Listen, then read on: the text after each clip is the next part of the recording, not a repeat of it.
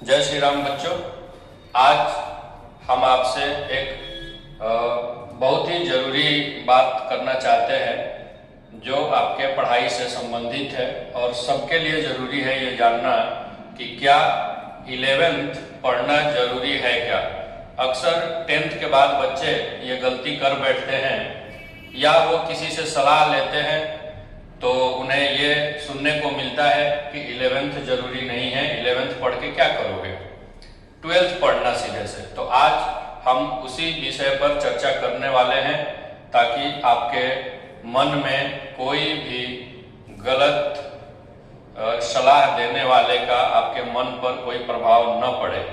इसलिए आइए हम जानते हैं कि 11th पढ़ना जरूरी है क्या। आज का हमारा यही टॉपिक है कि 11th पढ़ना जरूरी है क्या।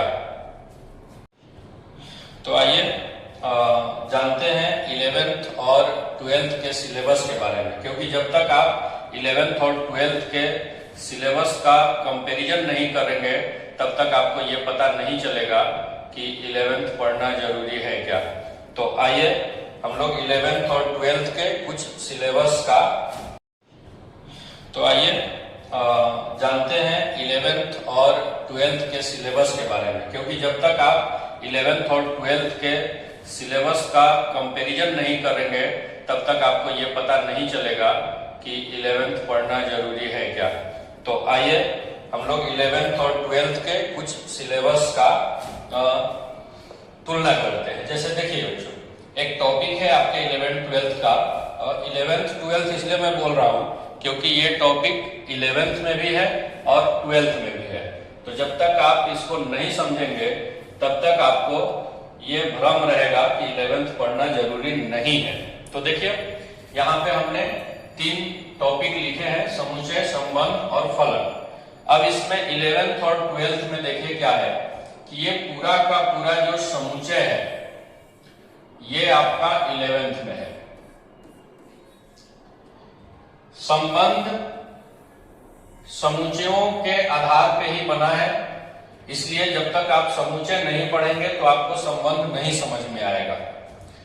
तो संबंध का जो डिफिनीशन है, परिभाषा जो संबंध का दिया गया है वो आपका 11th में दिया गया है, लेकिन संबंध के जो टाइप्स हैं यहां से आपको पढ़ना है 12th में।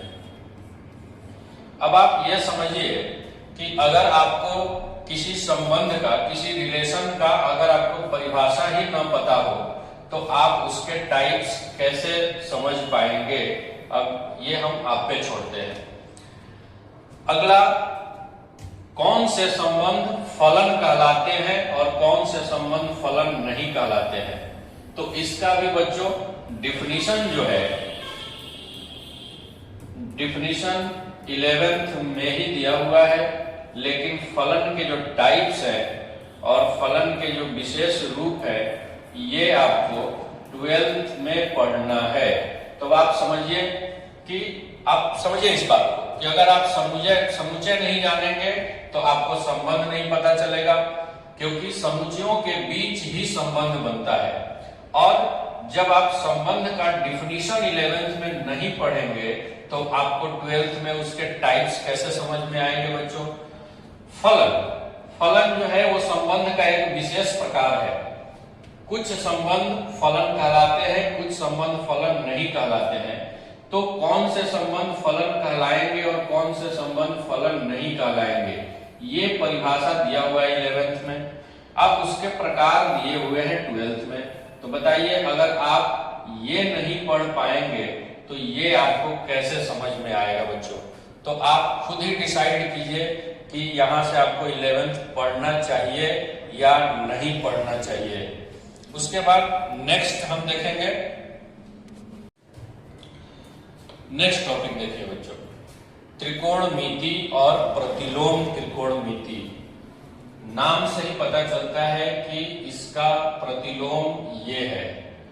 ये बच्चों 11th में आपको पढ़ना है। और ये 12th में पढ़ना है।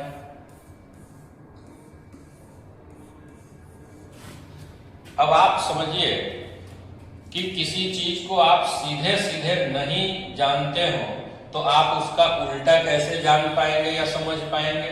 तो आपको प्रतिलोम त्रिकोणमिति समझने के लिए आपको त्रिकोणमिति समझना ही पड़ेगा।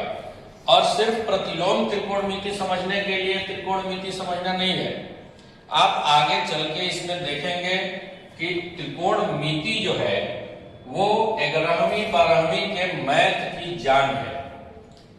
मैं तो यही कहता हूं कि अगर 11th में अगर किसी ने कुछ ना भी पढ़ा हो तो कम से कम त्रिकोणमिति तो पढ़ा होना चाहिए, तभी वो 12th में सरवाइव कर पाएगा। हम ये नहीं बोल रहे कि उसको 12th बहुत अच्छे से समझ में आएगा।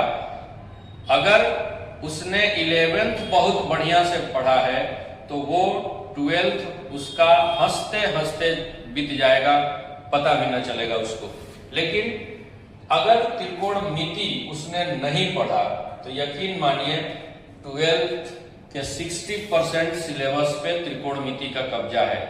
आप चाहे प्रतिलोम त्रिकोणमिति उठा लीजिए या पूरा का पूरा डिफरेंशिएशन उठा लीजिए या पूरा का पूरा आप इंटीग्रेशन उठा लीजिए, बिना त्रिकोणमिति के फॉर्मूलों के, बिना त्रिकोणमिति के कॉन्सेप्ट के आप एक कदम भी आगे नहीं बढ़ सकते हैं, बहुत मुश्किल होगा। तो मैं तो यही मानता हूं कि त्रिकोणमिति 12th के मैथ की जान है, तो इसको तो पढ़ना ही पड़ेगा आपको किसी भी हाल में, ठीक है। तो आप ये देख लीजिए कि 11th पढ़ना जरूरी है कि नहीं, है ना। तो अब नेक्स्ट स्लाइड पे हम लोग आगे बढ़ते हैं। तो आइए अब हम नेक्स्ट टॉपिक पे बात करते हैं। थोड़ा जल्दी में करेंगे, पूरा डिटेल में हम नहीं जा रहे हैं, आपको समझा रहे हैं शॉर्टकट में कि आप देखिए कि आपके लिए 11th कितना जरूरी है। तो आप ये गलती ना करें। ये वीडियो देखने के बाद भी अगर आप गलती कर रहे हैं तो आप अपने पैर पे खुद कुल्हाड़ी मार रहे हैं। तो देखिए ये है कुछ टॉपिक जिसको हम लोग कलन कहते हैं, कैलकुलस। ये कैलकुलस का पार्ट है बच्चों, हिंदी में कलन कहते हैं। इसमें सबसे पहला टॉपिक जो है वो सीमा यानी कि लिमिट, और लिमिट ही आगे चलकर अवकलज के फॉर्मूलों का निर्माण करता है। तो लिमिट से अवकलज की तरफ आगे बढ़ा जाता है। एक फर्स्ट प्रिंसिपल कहा जाता है अवकलज का प्रथम सिद्धांत। अवकलज का प्रथम सिद्धांत सारे डेरिवेटिव इसी अवकलज के प्रथम सिद्धांत से सिद्ध किए जाते हैं, जिसका फॉर्मूला होता है, बस थोड़ा सा आपको बता देते हैं, मोटा मोटी आपको अंदाजा ये मिल जाए।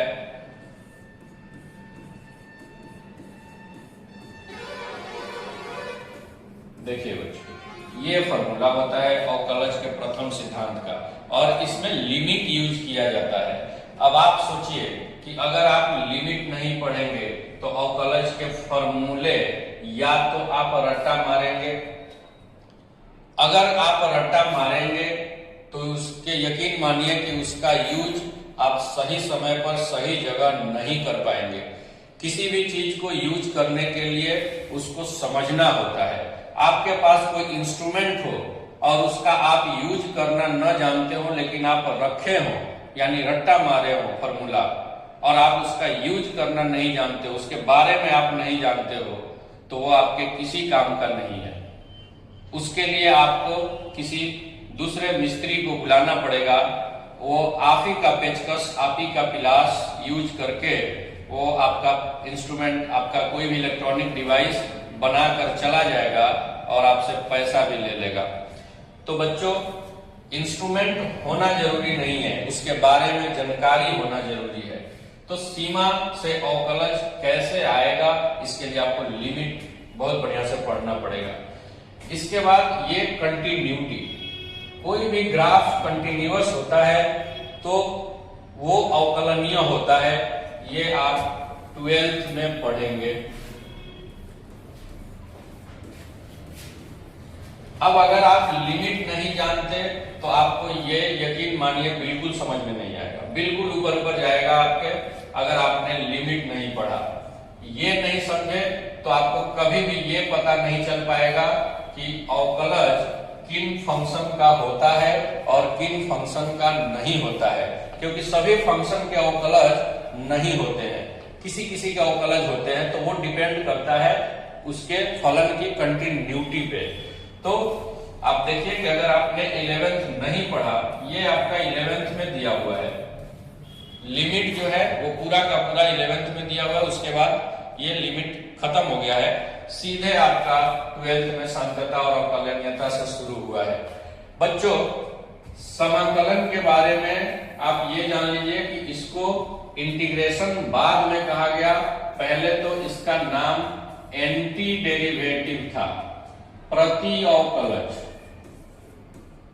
हम लोग ज्यादा यूज करते हैं इंटीग्रेशन, लेकिन इसका असली नाम तो ये है एंटी डेरिवेटिव, ठीक है, प्रति अवकलज, यानी अवकलज का उल्टा, अवकलज का उल्टा। तो बच्चों, अगर आपको अवकलज ही नहीं समझ में आएगा तो आप प्रति अवकलज कैसे समझ पाएंगे? और अवकलज और प्रति अवकलज ये दोनों मिलकर लगभग आपके 12th में 50% क्वेश्चन बनाते हैं पेपर में। तो आप 11th अगर नहीं पढ़ रहे हैं तो इसका खामियाजा आपको 12th में जरूर भुगतना पड़ेगा। तो बच्चों, ऐसे और भी टॉपिक्स हैं छोटे छोटे, ये तो हमने आपको मेजर टॉपिक बताए हैं। आप 11th और 12th के विषय सूची को आप क्रमवार लिखिए एक ही पेज पर दो तरफ, और फिर आप देखिए कितना समानता है आपके 11th और 12th के विषय सूची में। तो अगर आप 11th नहीं पढ़ेंगे तो आपको 12th नहीं समझ में आएगा, यकीन मानिए ऊपर ऊपर जाएगा। और भी छोटे छोटे टॉपिक है, जैसे देखिए 11th में आपको प्रोबेबिलिटी पढ़ना है, प्रायिकता।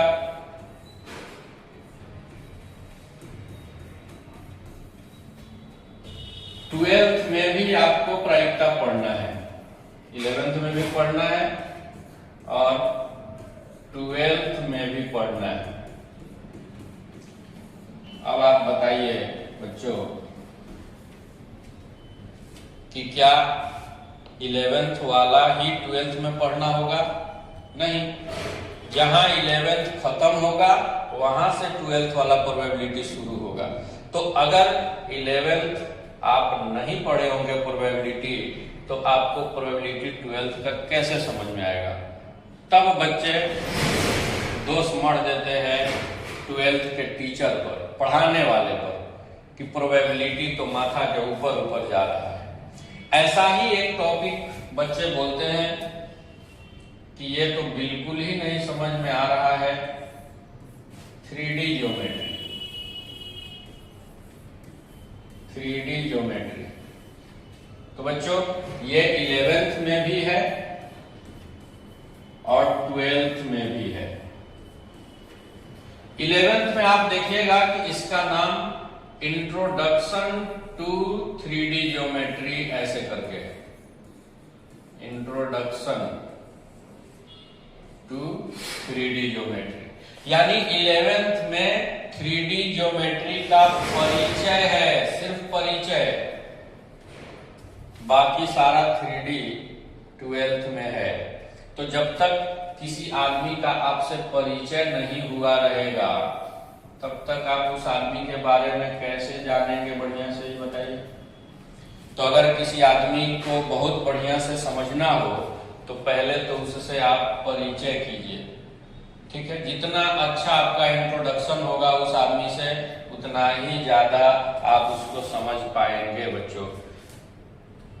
और देखिए और भी बहुत सारे ऐसे हैं, जैसे एक बहुत ही इंपॉर्टेंट चैप्टर है इनइक्वालिटी से संबंधित है, लीनियर प्रोग्रामिंग। रैखिक प्रोग्रामन, लीनियर प्रोग्रामिंग, इसको हिंदी में ऐसे लिखा जाता है रैखिक प्रोग्रामन।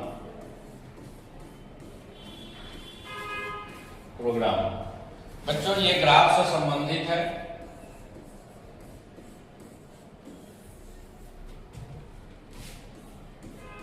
इलेवेंथ में भी है, 12th में भी। अब आप यहां पे देखिए, इसकी विशेषता ये है कि 11th में मेरे हिसाब से ये 90% है और 12th में सिर्फ 10% है। और इससे बिहार बोर्ड के एग्जाम में एक 5 नंबर का भी क्वेश्चन रहता है, 2 नंबर के भी क्वेश्चन रहते हैं, ऑब्जेक्टिव क्वेश्चन भी रहता है। यानी अगर आप 11th नहीं पढ़े होंगे तो समझ लीजिए कि आप इसको क्या समझ पाएंगे भाई। यानी जिस चीज का 90% भाग 11th में हो और 10% भाग 12th में हो, तो आप अगर 11th नहीं पढ़े होंगे तो आपको 12th कैसे समझ में आएगा।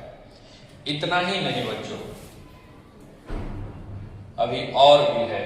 जैसे आप देखिए, आप 11th में एक सरल रेखाएं करके चैप्टर है, आप देख लीजिएगा। इसमें रेखाओं के इक्वेशंस, समीकरण दिए गए हैं।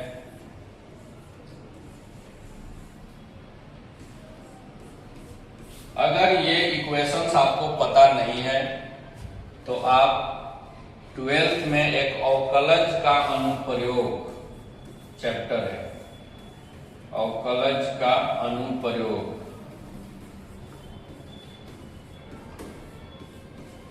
ट्वेल्थ में। इसमें एक एक्सरसाइज है जो इसी पर डिपेंडेंट है। तो अगर आप 11th का ये नहीं पढ़े हैं तो वो समझ लीजिए कि आपको समझ में नहीं आएगा। क्लियर बात है। उसी तरह से और भी टॉपिक है, जैसे 11th का एक शंकु परिच्छेद टॉपिक है, शंकु परिच्छेद, कोनिक सेक्शन, इंग्लिश में इसको कोनिक सेक्शन कहेंगे, शंकु परिच्छेद, ये 11th में है। अगर ये आप नहीं समझेंगे तो इस पर भी आधारित एक अवकलज के अनुप्रयोग और समाकलन के अनुप्रयोग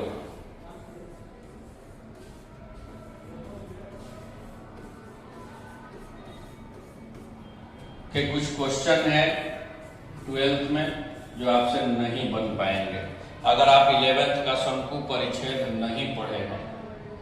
तो इस तरह से बच्चों देखो कि हमने मोटा मोटी आपको एक आइडिया दे दिया कि 11th पढ़ना जरूरी है क्या। अब आप मुझे ये बताइए कमेंट करके कि क्या 11th पढ़ना जरूरी है। आप विचार कीजिए और खुद से डिसीजन लीजिए, किसी की बात को मत मानिए, आप अपना दिमाग लगाइए। और उस दिमाग लगाने के लिए हमने आपको कुछ क्लू दे दिए कि आपको 11th पढ़ना चाहिए या नहीं। तो आप इन सब बातों से संबंधित आप जानकारी इकट्ठा कीजिए और तब डिसीजन लीजिए कि आपको 11th कितना आपके लिए जरूरी है। थैंक यू बच्चों। उम्मीद है कि आप हमारी इन बातों को समझे होंगे, समझेंगे और इस पर ठोस कदम उठाएंगे और 11th जरूर पढ़ेंगे। मेरा अगर मानना है, आपको मेरा बात मानना है तो आप 11th जरूर पढ़िए। 12th आपका हंसते खेलते बीतेगा। थैंक यू, धन्यवाद।